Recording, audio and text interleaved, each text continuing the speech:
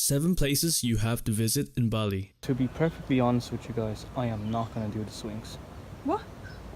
Bali is unique, you'll find no other place like it. This beautiful island of the gods offers spectacular beaches, strong waves for surfing, magnificent natural sights and plentiful temples. But for me, Bali is much more than just its attractions. The culture, the people, the air, the vibe is truly authentic and difficult to describe. It has left an everlasting impression on me. In our video today, I will be showing you 7 places you have to visit. Before we begin, I upload content regularly, so don't forget to subscribe and hit the notify button to get all the latest updates. Let's begin. This is one for the nature lovers. The waterfalls is located halfway between Ubud and Denpasar. Getting here is very easy and pleasant, driving through village roads with endless stretches of green rice fields. Upon arrival, you enter a parking and welcoming area, where you can buy your entrance tickets. Moving on from this area, you'll find steps that lead all the way down towards the waterfalls. Surrounding you is a lush green valley with the piercing waterfall as its centerpiece. Getting down is easy and should take you a few minutes, but getting back up is the challenge, especially in searing heat, so be prepared for this. Oh, and there's a small shop located at the bottom of the base of the site, in case you need to buy some snacks or drinks. Located in the village of Meru, about 17 kilometers away from Denpasar, is the Taman Ayun temple. This temple contains some really spectacular Balinese architecture throughout its courtyards, enclosures and expansive garden landscapes. This temple is constructed to serve as a site of worship for the Meru people who don't need to travel far to the larger temples. The layout of this complex is simple. There are 4 different divisions with different rankings. The outer division is referred to as Gajah, which is accessible through a single entrance.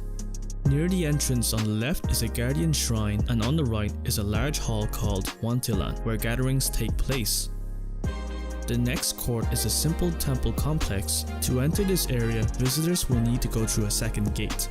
Last and most significant is the 4th court, which is considered most sacred, referred to as Uttama Mandala.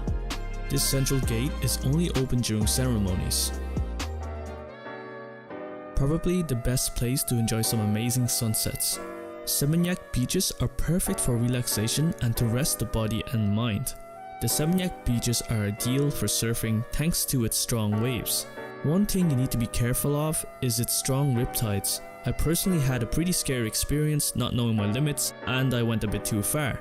I struggled to get back to the shore, and every step I took, it pulled me back out to the sea. Fortunately, I was able to get back to the shore safely. Along the beach, you can find numerous restaurants and bars serving some of the best foods in Seminyak. Sit yourself down along the coast, grab some food and enjoy the live music while you wait for the sun to set. I recommend that you grab a seat towards the front of the coast, just so you can get some nice shots without everyone in the way. This is my personal favorite. Also known as the Sacred Monkey Forest of Padang Tegal, it is one of Ubud's most popular attractions. It is a natural forest that is home to hundreds of grey macaques. The forest itself is conveniently located near Ubud town centre, which is also within walking distance from guest houses and resorts. Featured throughout the forests are a number of temples and guardian statues that are covered in moss. This place is a must visit for anyone coming to Ubud. Here you can find playful monkeys in their natural habitat, swinging or swimming. They are very energetic. Watch out for the macaques here, as they are extremely aggressive. They will climb onto your bags or shoulders without hesitation if they find something loose or hanging. So keep your camera bags close and your food closer. Avoid feeding the monkeys, as the park rangers are very strict on this. I strongly advise against touching the macaques, as they are wild animals.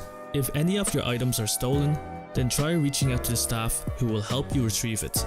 The name itself is slightly misleading, as many visitors will expect to see elephants, but this is not the case. Located about 6 kilometers out of central Ubud, you don't need long to spend here. So what's there to see? Dating back to the 11th century and built primarily as a place for meditation, Gajah is home to many historical relics. The main grounds are lined with art and souvenir shops. At the base of the site, you'll see a Wantilan.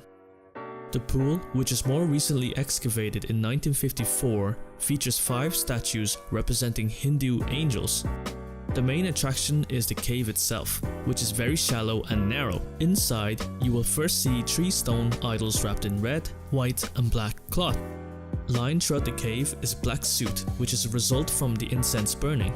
An important thing to note, as with any temple, wearing a sarong is a must, which will be provided to you at the entrance. I already know what you're thinking. Another temple? Well, this is one of my favorites and I definitely want to include this in the video. Similar to other temples, you must dress respectfully. First, you will be greeted to some lush gardens and pathways decorated with statues and plants. Stepping through its Candi Bentar or temple gate, you will find an enormous courtyard that leads to the bathing pools and a large wantalan on the right. Inside the central courtyard, you will find a long purification bath where a total of 13 spouts line the edge. Next, you will proceed to enter a clear cold mountain water bathing pool. We were fortunate enough at the time to witness a ceremony where loud music and animal offerings were being guided around the temple. It was a truly spectacular sight to see with or without the ceremony. Please remember that although it is tempting to try the purification bathing ritual, it is strictly meant for pilgrims. Upon exiting from the temple, you'll be guided towards art markets and rows of shops. There are also food stalls selling local foods, snacks and refreshments. Last and not least, the Rice Terrace. Famous for its natural beauty scenes of rice paddies, you can find paddy fields stretching across vast landscapes.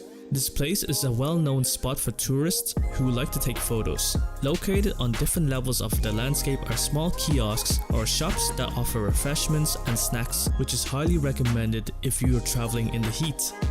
Prepare yourself for a very physical attraction as you scale up and down some very narrow muddy paths. The entrance fee itself is very low, and upon entry you will see some stalls with local farmers who own the land.